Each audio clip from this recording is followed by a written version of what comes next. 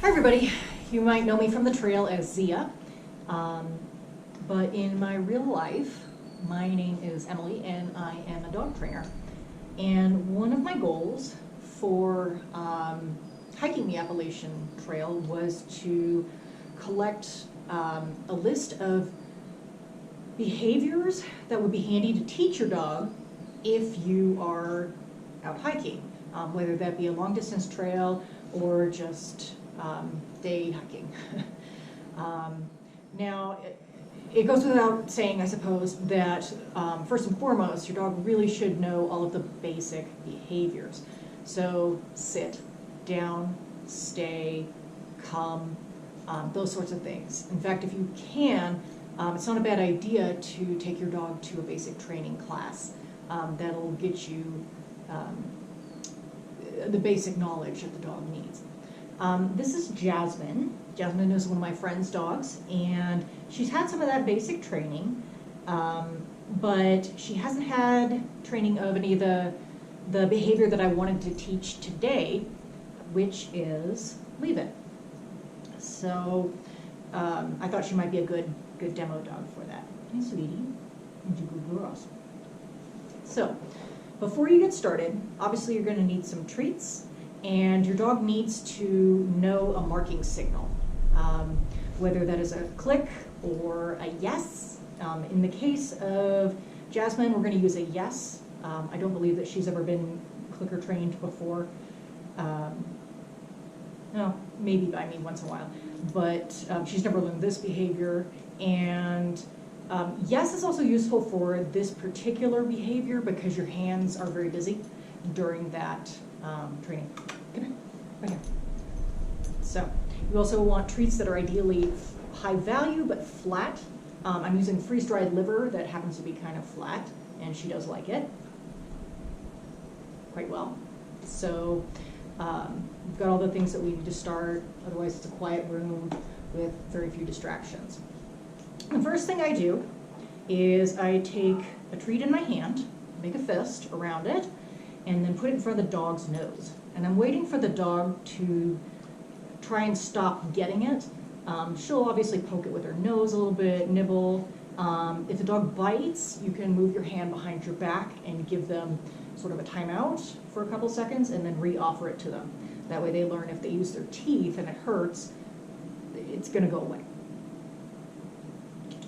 Yes, take it. Okay. So she stopped trying to get the treat for a moment, right there, and I kind of prompted her to give me eye contact. I really like eye contact integrated into this particular behavior because it's very easy for the dog to get obsessed about what it is that they're focusing on. So the treat, the object that you want them to leave alone, whether it be something dangerous or just, you don't want them to touch. So I prompted eye contact with a little bit of mouth noise. Once she did that, I said yes, and I said take it so she could take the treat and eat the treat. Take it is sort of the release cue to allow the dog to take the treat. Yes, take it. Good job. Like I said, she's never learned this behavior before, so you would practice it over and over again until the dog is consistently, like when I am putting my fist in front of her face, she is consistently leaving it alone and giving me eye contact. Yes, take it. Okay. Now, she's not consistently doing that yet. However, what I want to do is speed this along so I can show you the other steps in this behavior, in teaching this behavior. And the next thing I would want to do is go from closed fist to open hand. Because right now she's not quite sure what take it means, and she thinks that she can just eat it when the hand is open, and I want to teach her that that's not the case. So I present it to her.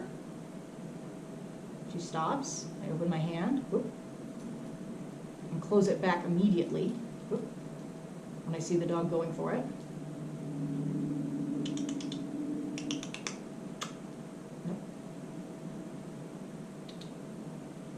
Yes. Again, she's still new to the eye contact thing, so I'm still prompting it. Ideally, I wouldn't have to prompt it at this stage, and she would be giving it to me at that first stage. But we'll do this again.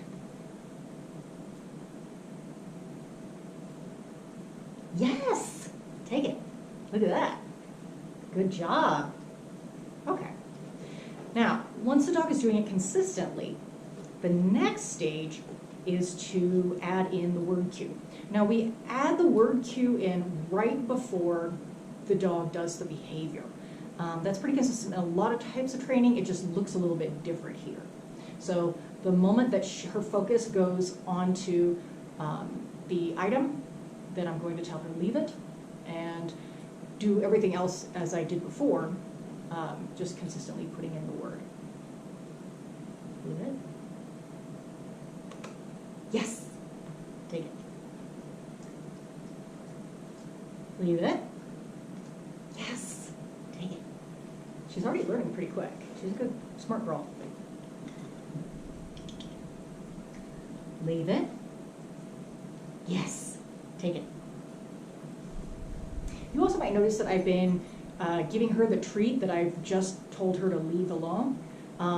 And you're probably going, well, wait, sometimes I don't want the dog to have things that I ask them to leave alone. And that is a very valid point. So what I do to make sure the dog doesn't always necessarily expect that she's going to get what it is she leaves alone is I use 2 treats. So leave it.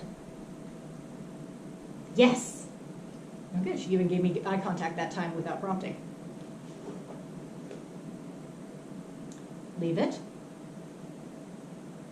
Yes. Good job. Okay, and that'll help offset that.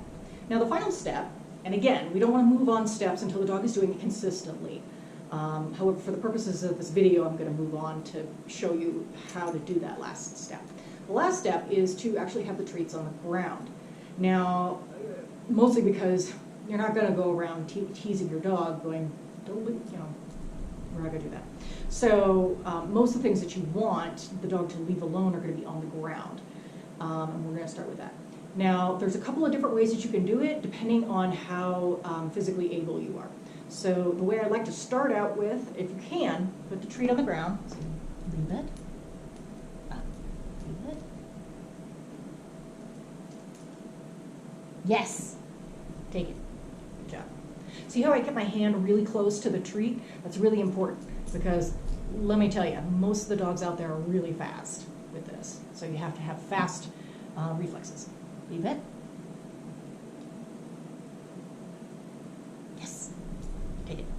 Oh, I should have waited for eye contact for that. Oh well. I'll get eye contact this time. Leave it.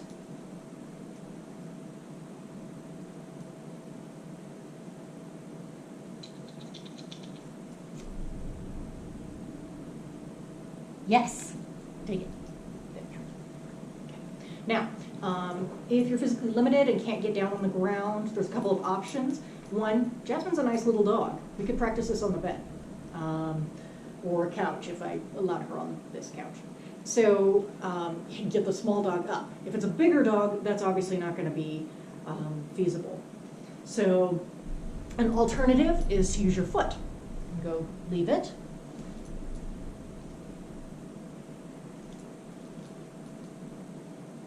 Yes. Take it. Okay. So you can use your foot. Another option, if your dog is especially energetic and rough, you can use a flower pot. So go to Home Depot or whatever and buy a flower pot, and you put the flower pot over the tree, and the dog can still smell it because of the hole in the bottom or top of the flower pot. Ask them to leave it, and once they stop trying to get at it, you can pick up the flower pot and say, take it.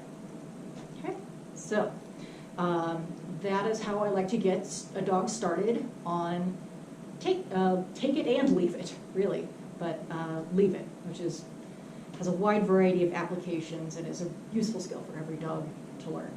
So anyway, I hope that was informative, and see you next time.